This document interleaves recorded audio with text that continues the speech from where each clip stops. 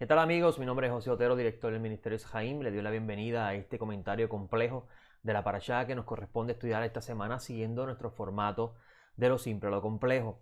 Hoy tenemos un tema sumamente interesante y quiero compartir con ustedes, no sé el tiempo que me tarde en esta enseñanza que voy a estar compartiendo o este comentario, pero yo creo que en este tiempo es sumamente necesario por los eventos que estamos viviendo en lo que respecta a la restauración de todas las cosas.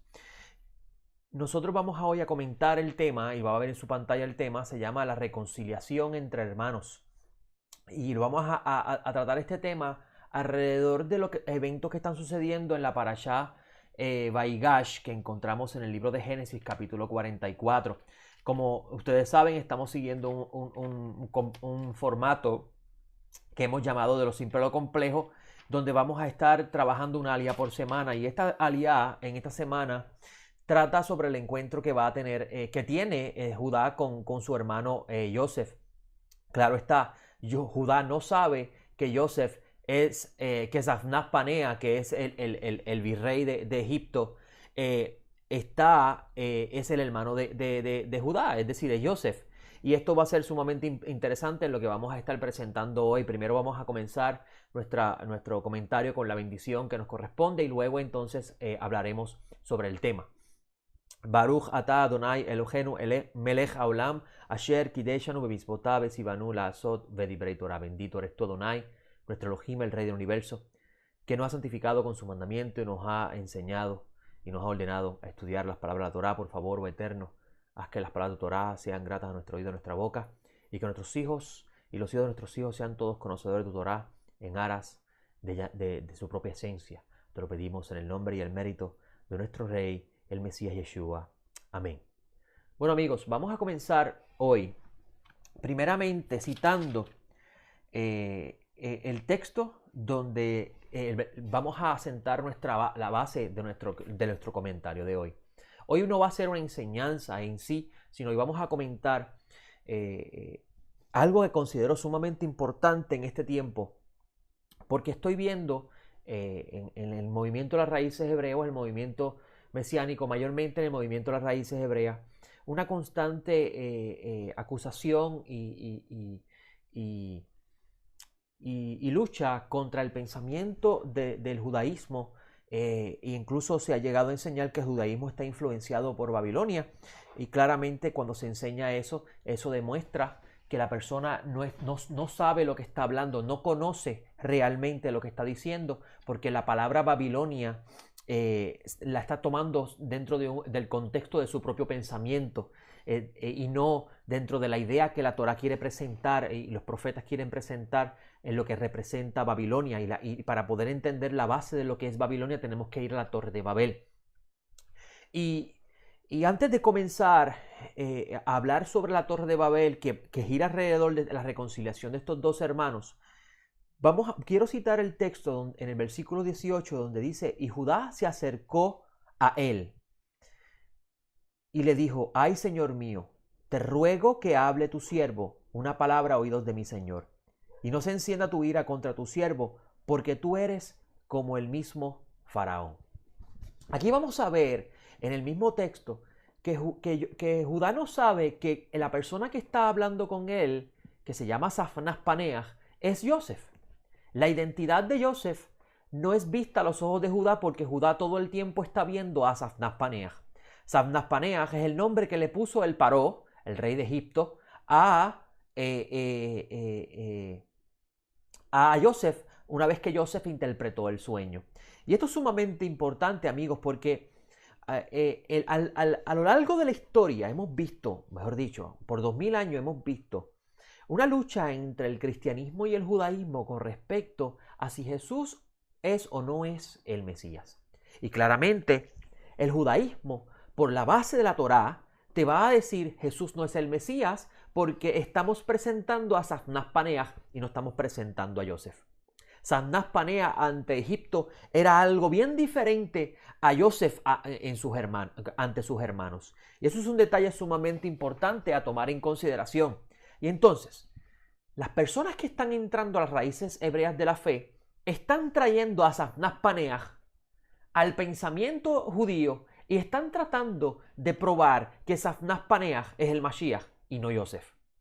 Y esto es sumamente importante, amigos. Y para poder entender esto, primero quiero mostrarles a ustedes, explicarles a ustedes el principio de Babel. Babel, lo que se conoce como Babilonia, el concepto de Babilonia que aparece en el libro de Revelaciones, los profetas hablan de Babilonia. Para poder entender lo que representa el concepto de Babilonia, tenemos que entender primero lo que sucedió en la Torre de Babel. Porque la Torá nos va a presentar el evento de la Torre de Babel como la base para la comprensión del misterio de Babilonia, que es lo opuesto al misterio de Israel. En otras palabras, el misterio del reino de Babilonia, que es un concepto espiritual bien profundo que no podemos tomar de forma literal.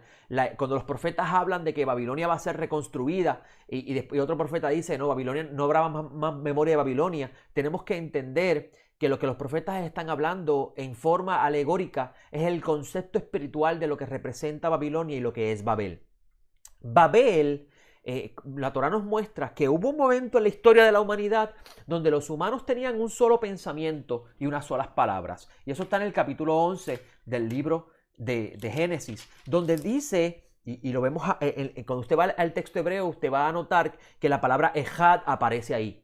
Y esta palabra ejad hace alusión a la unificación de un solo pensamiento y una sola idea en palabras. Todos los seres humanos tenían un solo concepto sobre la realidad espiritual y física que vivían. Y esto los sabios de Israel enseñan que habla del concepto de Dios. Y esto es sumamente importante porque Babel, Sinaí y Pentecostés en el libro de los Hechos están relacionados unos con otros. Y cuando no conocemos lo que representa este principio espiritual dentro de la Torá, vamos a estar trazando el concepto incorrectamente y vamos a estar excusando a otro de estar influenciado por Babilonia sin saber lo que eso significa. Por tanto, primero tenemos que hacer el esfuerzo de entender lo que significa Babilonia para luego expresar esa idea correctamente dentro del marco correcto de lo que ella representa. Amigos, la Torre de Babel, el evento de la Torre de Babel, antes de la dispersión de Babel, que claramente esto alude a la dispersión de los gentiles, pero no vamos a enfocar en eso. La dispersión de la Torre de Babel, el evento de la Torre de Babel representó, antes de la dispersión, la creencia en el ser humano de un solo Dios. ¿Por qué sabemos eso? Porque esta generación de Babel son los hijos, los descendientes de los sobrevivientes del gran Mobul, del gran diluvio. Los hijos de Noé y Noé, ese linaje de la Torre de Babel es parte de esa familia. Por tanto, estas personas tienen conciencia de la existencia de un solo Dios. Eso es lo que la Torá está tratando de expresar. Pero ¿qué sucede? Que estos seres humanos querían, dentro del conocimiento de un solo Dios, manipular a Dios. Y ese es el misterio de la cosmología mesopotámica. La cosmología mesopotámica entendía que si ellos alcanzaban el poder máximo de la magia, y es las artes de poder manipular el mundo espiritual, que es el concepto cosmológico que ellos tenían, entonces ellos habrían alcanzado el máximo potencial de lo que se respecta a ser un ser humano. Y no se vaya lejos, eso lo está viendo usted hoy en día. Y por eso es que el libro de Revelaciones habla de Babilonia como la cuna de la hechicería, la cuna de la farmaquía. Y la palabra farmaquía claramente habla de la magia. Y estos son detalles importantes a entender. Estos seres humanos que querían hacer un monte artificial para acercarse a Dios, realmente no tenían el interés de acercarse a Dios como una relación, y eso es lo que está tratando de expresar la Torá cuando estudiamos a profundidad estos textos. Porque el tema central de la Torá, amigos, el tema central de la Torá no es ni Israel ni el Mesías.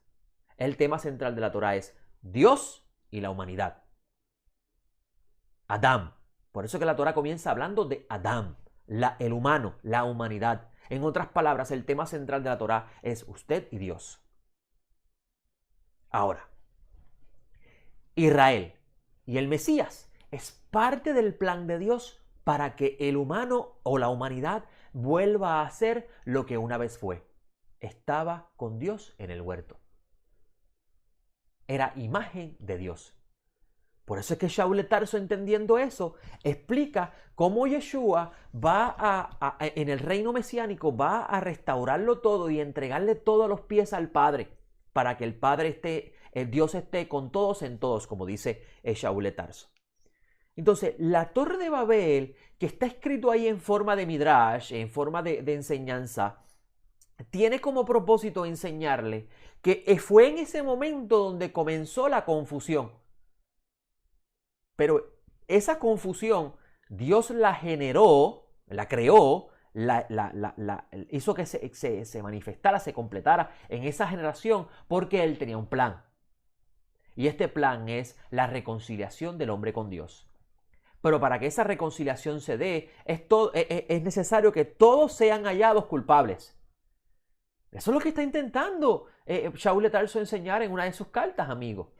Por eso es que dice Shaul de Tarso, no hay justo ni a uno, no hay quien busque a Dios. Y cuando usted mira, cuando usted conoce el sistema rabínico de enseñanza, usted va a ver que lo que Shaul está haciendo es un midrash, tratando de explicar cómo el Eterno entregó todo, encerró todo bajo pecado para que el humano sea restaurado por él y él reciba la gloria de todo. Ese es el plan del bendito. Entonces, cuando conocemos correctamente lo que representa Babel, que es lo opuesto al Ejad de Hashem, en otras palabras, en la Torre de Babel nació la separación de Dios. Entonces empezaron a nacer a partir de ahí diferentes conceptos y creencias con respecto a Dios dentro de la confusión de lenguas. Los seres humanos se comunican con respecto a los conceptos que tienen acerca de Dios, pero las palabras que utilizan no les permiten conciliar la idea. Porque una palabra que yo diga en español para usted puede significar otra cosa. Y eso representa el sistema de la confusión que el propio Creador creó, porque Dios fue el que dio las lenguas de confusión, para que luego Él sea glorificado.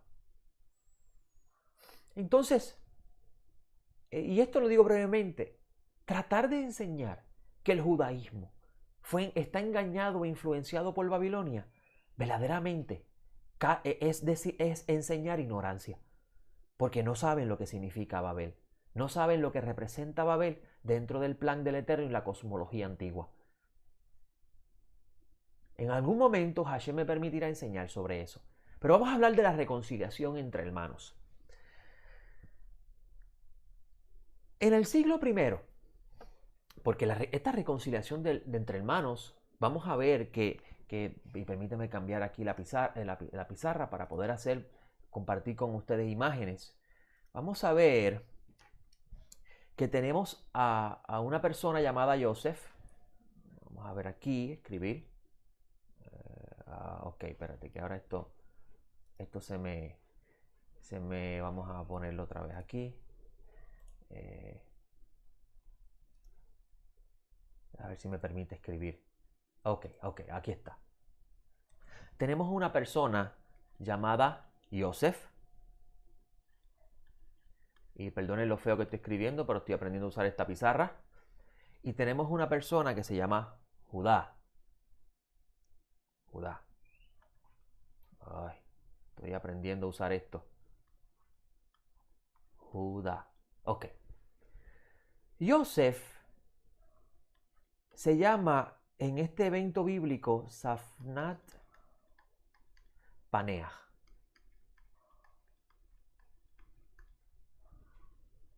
Esto es importante, amigo, porque esto habla de un cambio de identidad. Voy a cambiar la pizarra, voy a usar otra pizarra que no sea esta, porque estoy viendo que tengo problemas. Permítame un segundito corregir eso. Vamos a cambiar un momentito aquí la pizarra en lo que corrijo esto aquí. Vamos a llevarlo a la pizarra que siempre utilizo. Vamos a cambiar aquí. Vamos aquí, entonces ponemos la pizarra que queremos usar. Ok, vamos aquí. Le dije que Joseph, y me voy a centrar primero en la figura de Joseph. Joseph se llamó en Egipto Safnat Paneah. ¿Ok? Joseph se llamó en Egipto Safnat Paneah. Safnat Paneah expresa, amigos, un cambio de identidad.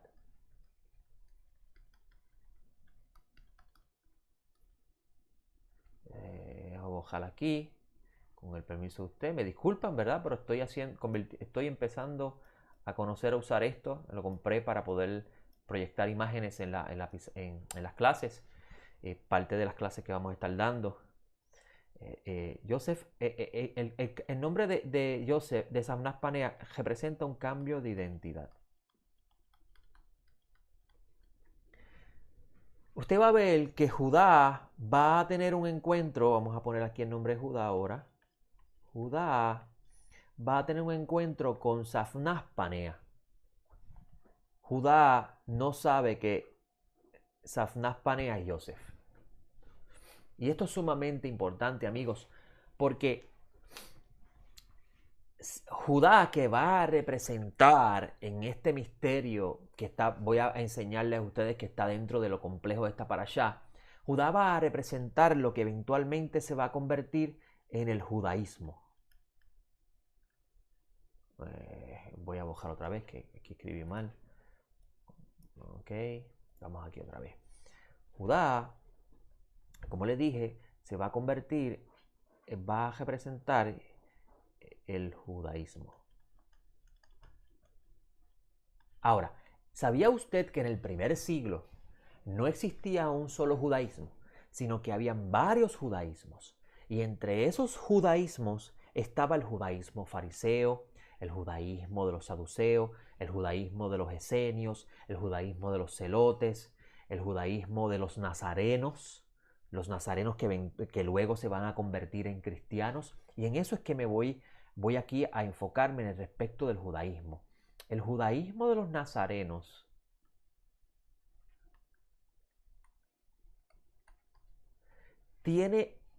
nace, el pensamiento nazareno nace alrededor de las enseñanzas de un maestro que eventualmente, que sabemos que es el Mesías. Pero una cosa es el maestro y otra cosa es el Mesías. Claro, uno de los atributos, una de las cosas que va a hacer el Mesías es enseñar correctamente la Torá. Pero no correctamente la Torá en el sentido a su aplicación, sino los misterios de la Torá. Es el enfoque mayor que va a tener el Mesías. Ahora, su aplicación es sumamente importante, solo que el Mesías tiene, y Shaul le enseña, en el Mesías está todo el conocimiento y la sabiduría de Dios. Entonces el Mesías, como maestro de Israel, le va a enseñar al pueblo de Israel los misterios de Dios.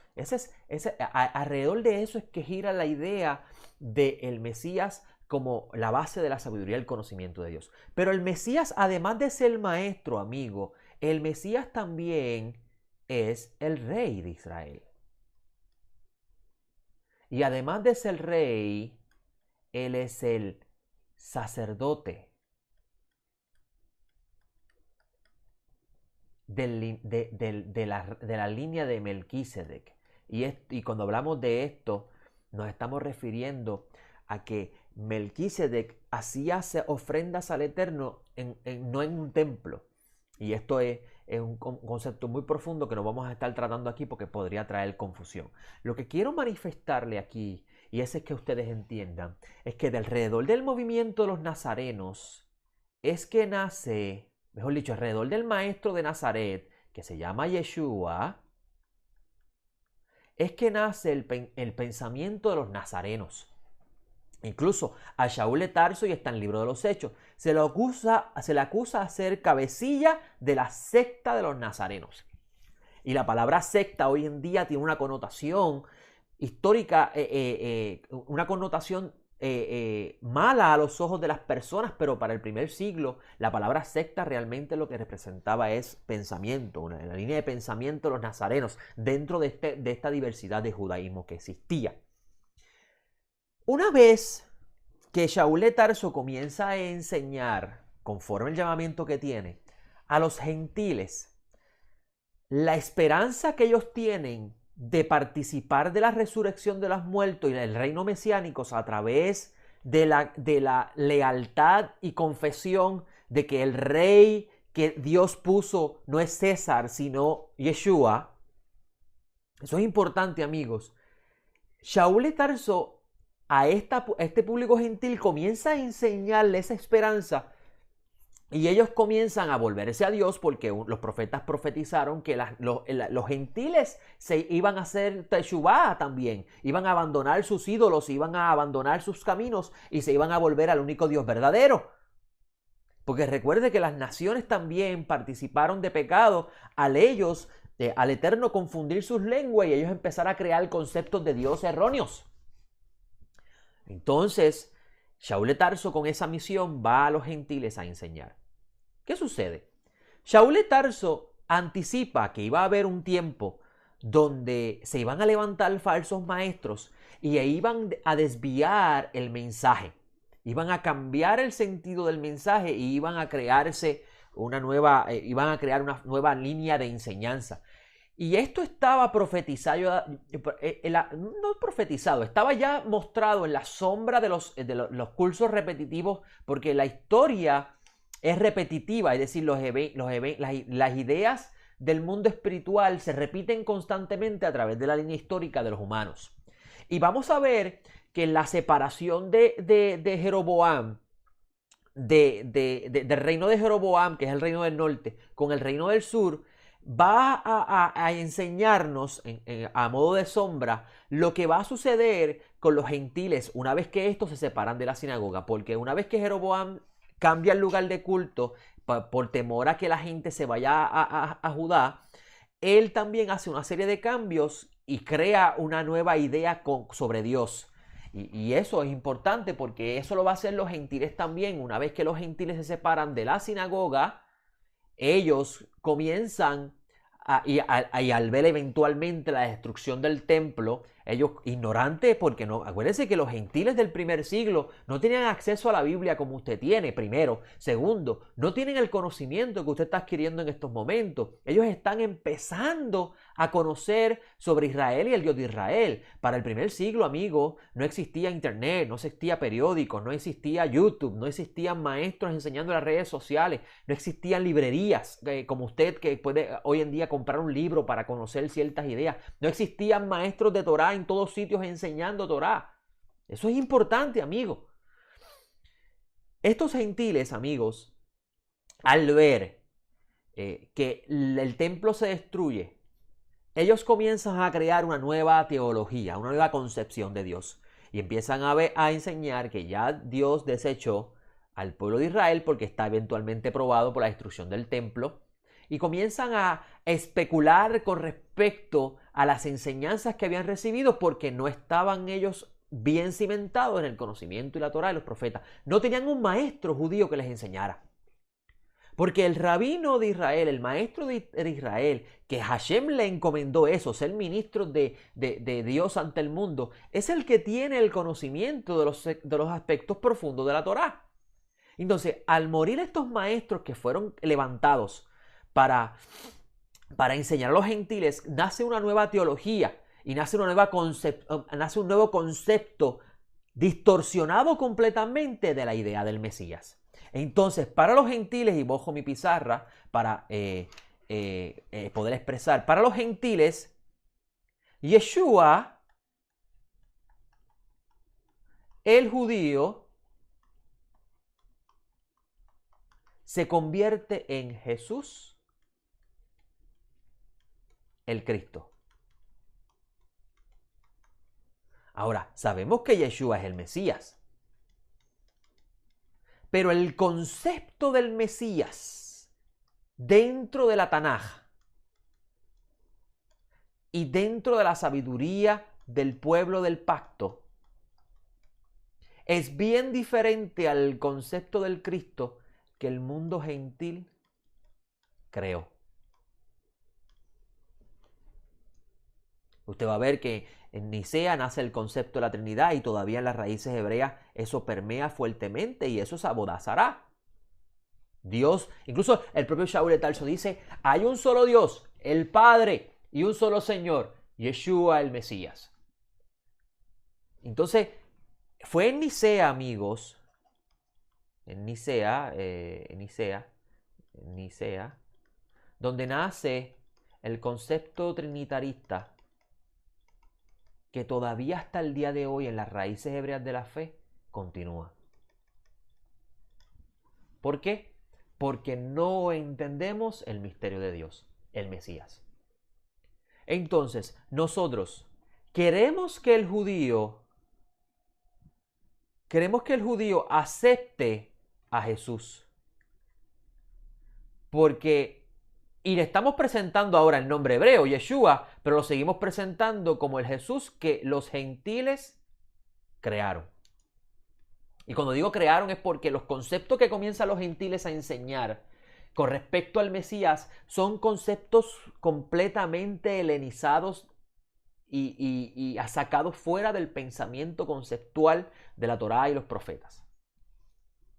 Entonces, nosotros estamos hablando de Yeshua al judío, ¿verdad? Estamos diciendo el nombre hebreo, pero seguimos presentándolo como Jesús.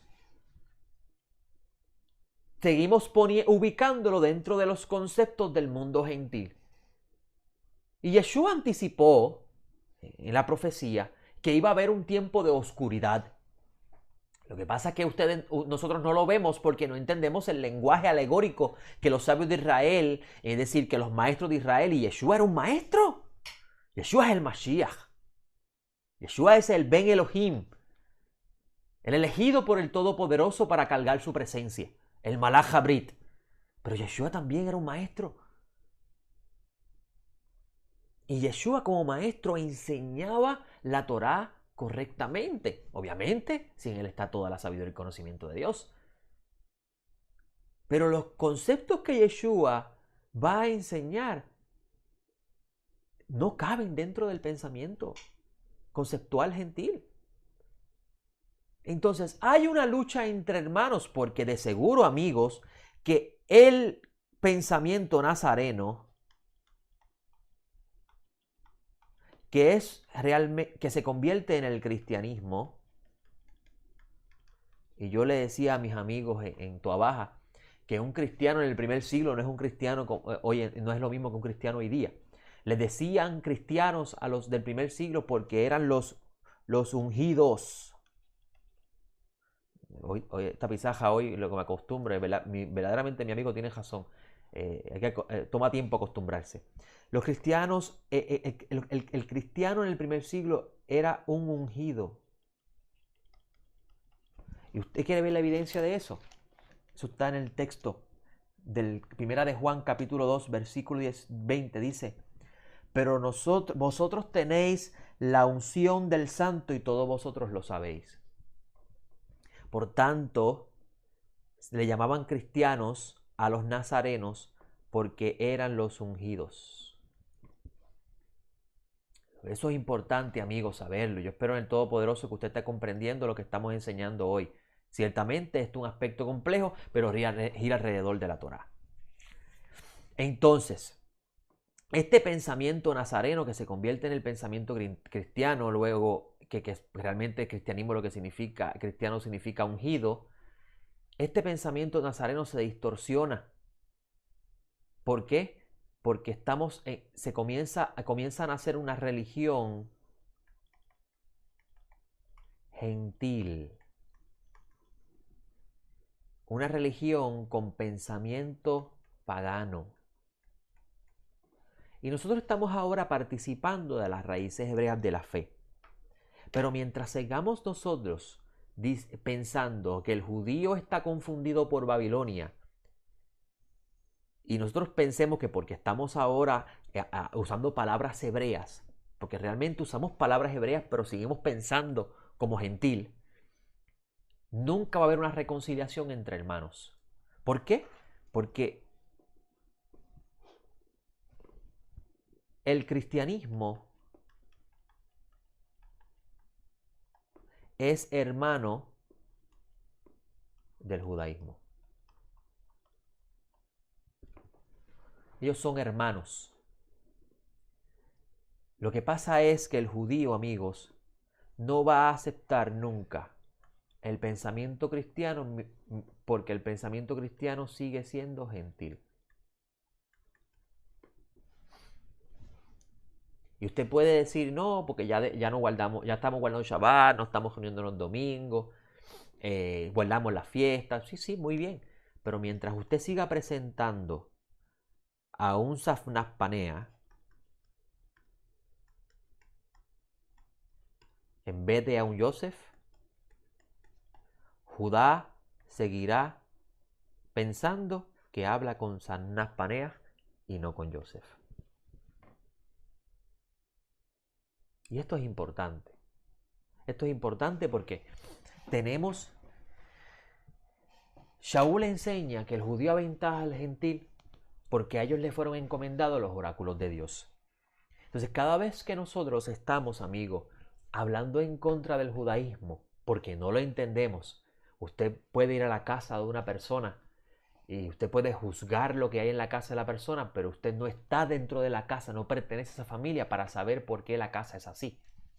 ¿Por qué el dueño de la casa construyó verjas más altas de lo usual? ¿Por qué el dueño de la casa tiene diferentes vajillas para comer? ¿Por qué el dueño de la casa tiene 2 neveras? Si usted no sabe nada si usted no vive dentro de esa casa, usted no va a saber por qué el dueño de la casa hace eso.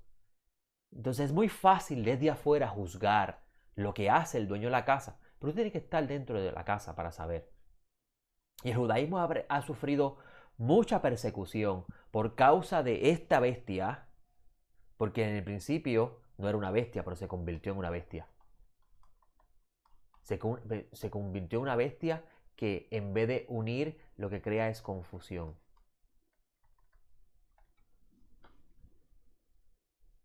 Lo que crea es confusión porque cuando usted analiza el pensamiento conceptual cristiano desde el lente de los padres de la iglesia, usted se va a dar cuenta, los padres apostólicos, usted se va a dar cuenta que es un pensamiento que crea confusión. Hoy verdaderamente lo que estoy enseñando es bastante pesado y profundo, pero es necesario entenderlo porque los tiempos están avanzando. Los eventos con respecto a la aparición del Mesías cada vez más se acercan y no me estoy refiriendo a las profecías que las personas están lanzando a los aires con respecto a que si Trump es el Ciro o si viene o si lo que dijo Trump con respecto a Jerusalén, eso es profético, nada de eso, amigo. Me estoy refiriendo a cómo se encuentra la humanidad y cómo era necesario que la humanidad estuviera para que apareciera el Rey de Justicia. Para que el judío comience a clamar por el Rey de Justicia. Le dé la bienvenida al Rey de Justicia. El hecho de que el judío no sepa que el Mesías se manifestó en la vida de Yeshua, y Yeshua ahora es el Mesías, no significa que ellos no hablen del Mesías, que ellos no le oren al Eterno porque aparezca el Hijo de David, que ellos no oren para que el reino mesiánico se establezca, que ellos no enseñen sobre el concepto del Mesías. Si usted estudiara el concepto del Mesías como el judaísmo lo enseña, usted no va a tener, ningún problema en enseñar el Mesías que aparece en la Biblia. Porque el judaísmo enseña el concepto del Mesías de una forma que cuando usted lee los escritos apostólicos, usted va a decir, oh, espérate, es lo mismo, soy yo el que no entendía. Y una de las cosas que está comprometido este ministerio a enseñarles a ustedes, amigos, es poder limpiar usted su mente con respecto a los conceptos que usted heredó, que le han traído confusión con respecto al gran misterio de Dios. Y es que Dios es uno y único. Y cuando hablamos de uno es que no hay más de uno. Esa idea de que 3 es igual a 1, eso no es bíblico, amigo. Discúlpenme. Y cuando hablamos de único nos estamos refiriendo de que en lo que respecta a su esencia, al ser, a su esencia, es imposible que haya otro que sea igual. Esos son conceptos profundos que cuando usted lo conoce, oiga amigo, usted va a entender a Pablo, usted va a entender las palabras de Adonenu Akadosh en sus enseñanzas que están recopiladas. El concepto hijo de Dios lo va a entender correctamente. Pero tenemos que dejar de estar diciendo que el judío está engañado y que el cristiano está engañado y que ahora yo, porque no digo Jesús y digo Yeshua, porque estoy celebrando Shabbat, porque estoy guardando una fiesta, estoy en lo correcto. Y no es así, amigo. No es así. Todavía seguimos en leche. Pensamos que conocemos Torah.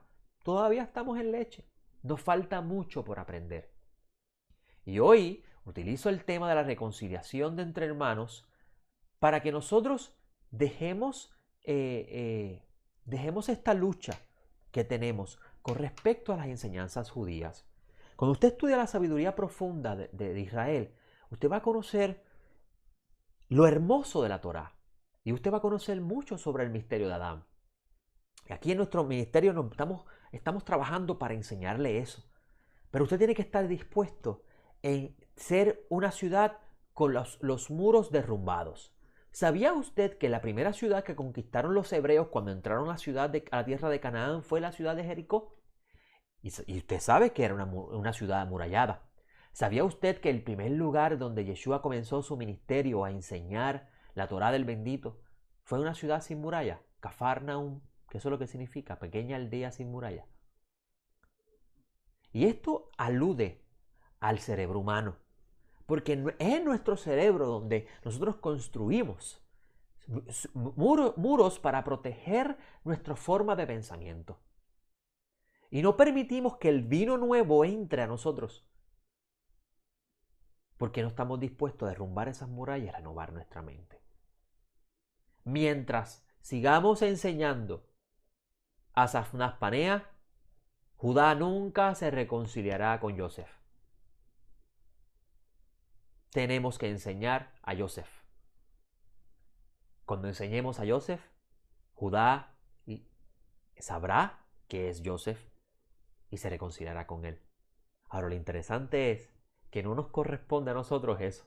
Mire qué cosa más interesante. He hablado todo el tiempo de la importancia de enseñar a Yosef y no a Safnaz Paneah, enseñar a Yeshua correctamente y no a Jesús. No es vestir a Jesús de Yeshua y seguir pensando como Jesús, sino dejar que Yeshua sea lo que es y está expresado en las Escrituras, en los escritos nazarenos. Nos corresponde a nosotros estudiar el concepto correctamente y aprenderlo para sanar nuestra conciencia de los errores que hemos aprendido. Pero al final, Safnaz Paneah se quitará la ropa y dirá a su hermano Judá: es Yosef su hermano, estoy vivo, no he muerto. Espero en estos minutos que he utilizado para compartir con ustedes en lo que mi parecer es el aspecto complejo de esta reconciliación, que va más allá de lo que tradicionalmente uno puede pensar. Nos sirva a nosotros para concientizar en cómo estamos estudiando la Escritura y cómo estamos viendo a nuestros hermanos judíos. Ahora, el hecho de que nosotros comencemos a practicar las raíces, o mejor dicho, empecemos a entrarnos a las raíces hebreas de nuestra fe, no significa que empecemos a adoptar la práctica cultural del judío. Porque muchas de las prácticas culturales judías que nosotros conocemos hoy tienen su origen en la dispersión, en Askenaz y en Sefarad. No tienen su origen en el templo, en la vida cultural del pueblo de Israel.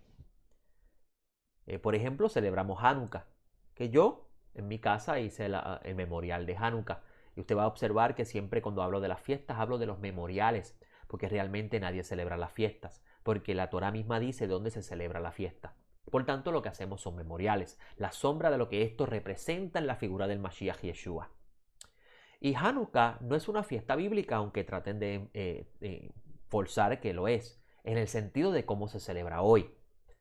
Hanukkah, el evento, la rededicación del templo, gira alrededor de unos eventos históricos que sucedió en el pueblo, que cuando los estudiamos vamos a entender lo que representa la lucha que ha tenido el pueblo de Israel por preservar la fidelidad a Dios en este pequeño remanente que Dios siempre ha dicho que ha preservado.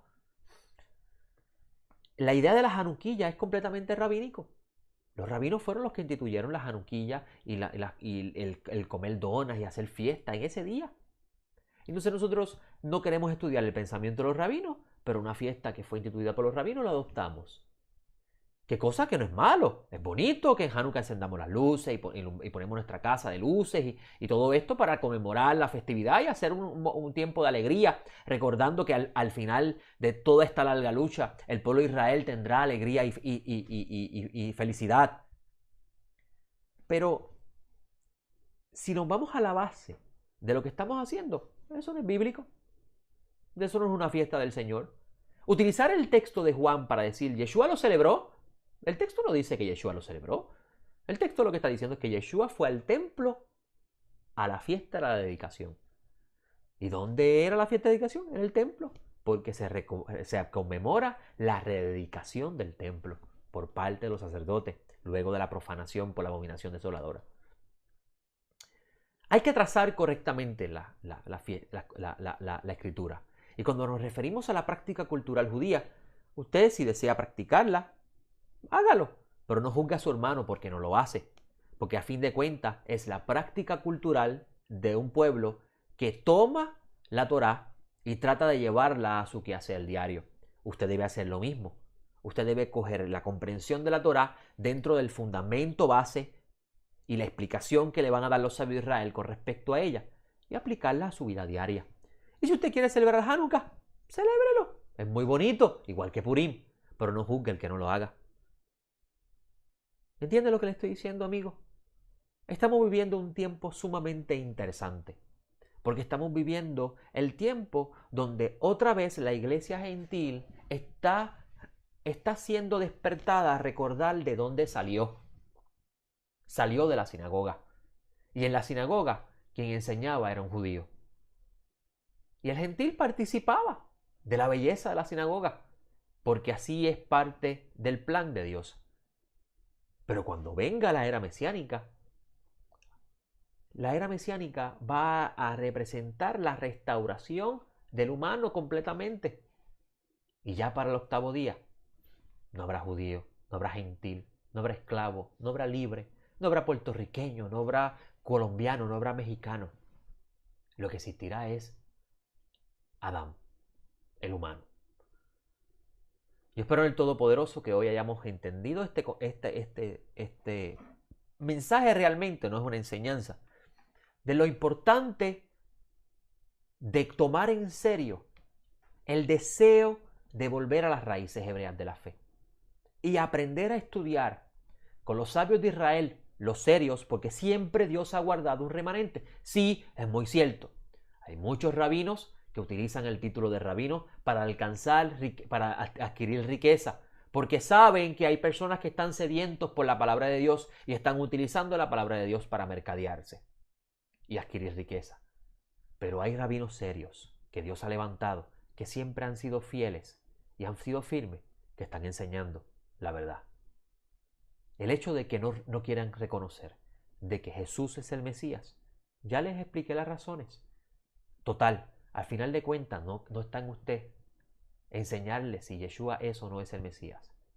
Joseph se quitará la ropa de Sandas Panea y le dirá: Judá, yo soy tu hermano.